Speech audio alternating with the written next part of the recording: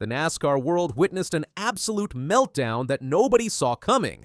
Kyle Busch's explosive radio rants have revealed a driver on the edge, and now Denny Hamlin has delivered the most calculated takedown in recent memory.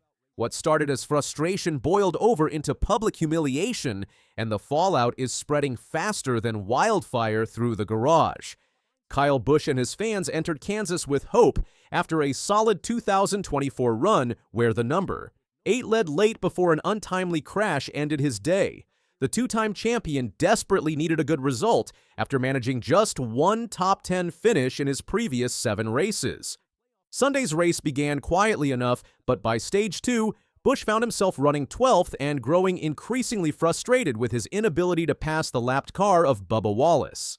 The pressure finally exploded over the team radio. Unfucking-believable. These cars suck so bad. Thank you, NASCAR. 10-4, yes they do. G-breath here. Spotter Derek Nealand attempted damage control with a diplomatic response. 4, yes they do. G-breath here. Just keep being smart. You're going to get your opportunity here. Bottom 4, no help out the back. 1.5 to 7. Hang on here. The situation deteriorated rapidly in the third stage. Running 15th on a restart, Busch became involved in an accident that sent him spinning. As his number 8 cars slid down the apron, Nealand provided play-by-play commentary. Help out the back, 1.5 to 7. Hang on here. No yellow yet. No yellow. Caution, caution. Try to get it rolling here if you can. Busch repeated, his frustration reaching new heights. Help out the back, 1.5 to 7. Hang on here. No yellow yet. No yellow. Caution, caution. Try to get it rolling here if you can. Unfucking-believable. The most damaging outburst came as Busch limped his damaged car toward pit road. Nealand explained the repair options. Right side's on it. I know it's going to be tough. It's fucking fucked!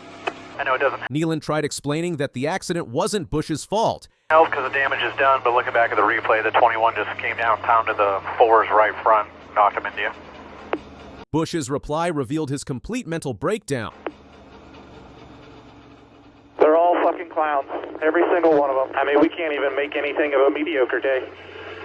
Learning about a penalty for pitting before pit road opened only deepened his resignation. Busch finished 21st, matching his defeated attitude with an equally poor result. We're not going to be fast enough, so I could give a fuck less. We'll just do what we do. 10-4, I got you.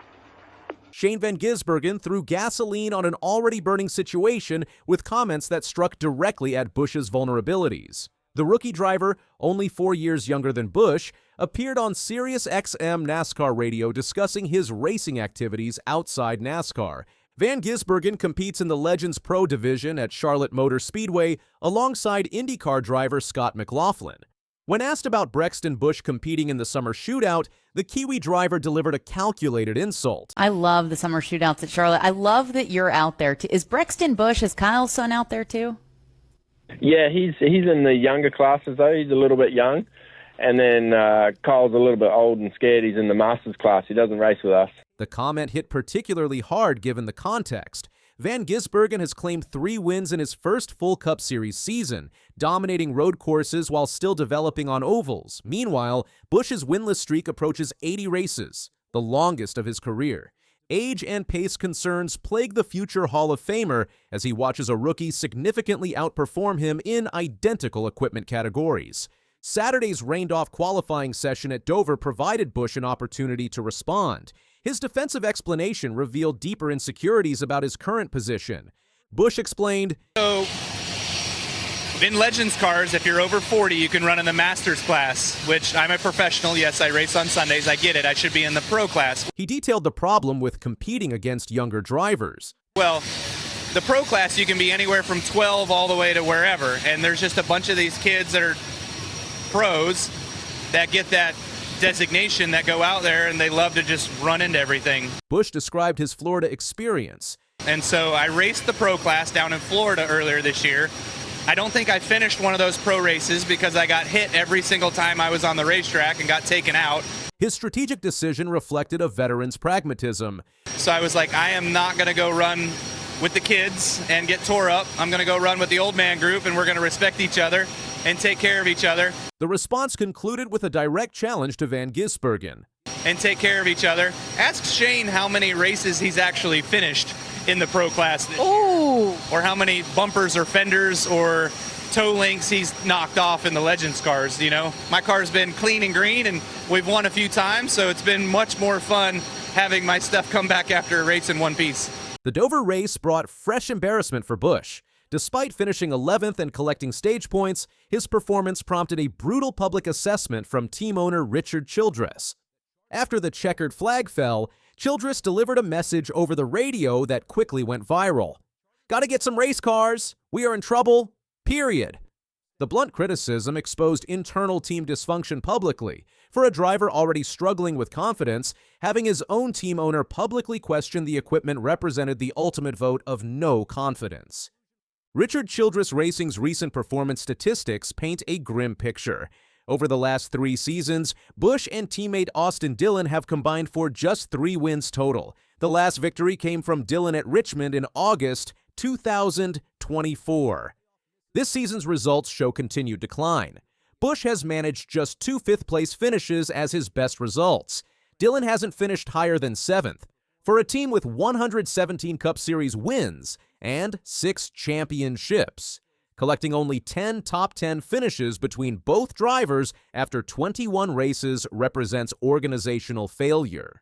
Denny Hamlin chose his moment perfectly to deliver his assessment of the situation.